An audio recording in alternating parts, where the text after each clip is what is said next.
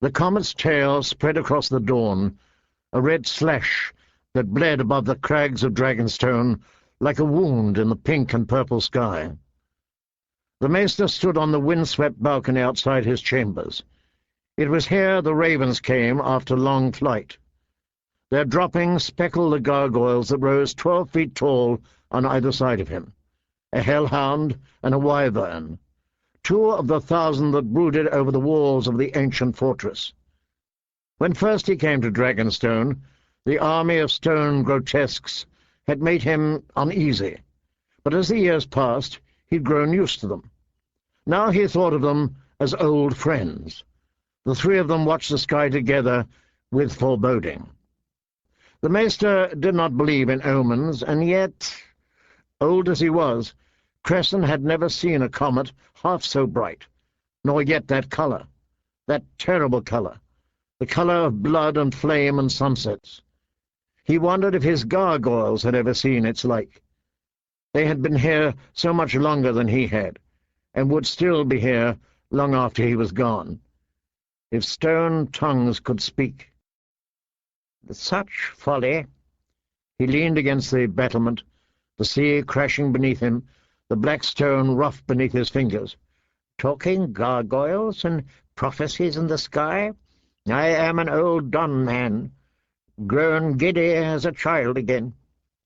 Had a lifetime's hard-worn wisdom fled him along with his health and strength? He was a maester, trained and chained in the great citadel of Old Town. What had he come to, when superstition filled his head as if he were an ignorant field hand? And yet, the comet burned even by day now, while pale grey steam rose from the hot vents at Dragonmont behind the castle. And yestermorn a white raven had brought word from the citadel itself, word long expected, but no less fearful for all that, word of summer's end, omens all, too many to deny. What does it all mean? He wanted to cry. Maester Cresson, we have visitors. Pyler spoke softly, as if loath to disturb Cresson's solemn meditations. Had he known what dribble filled his head, he would have shouted. The princess would see the white raven.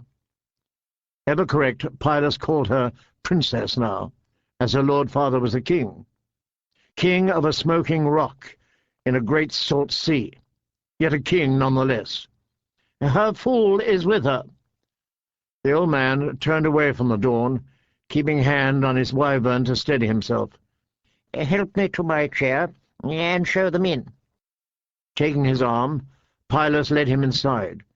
In his youth, Cresson had walked briskly, but he was not far from his 80th name day now, and his legs were frail and unsteady. 2 years past, he had fallen and shattered a hip, and it had never mended properly.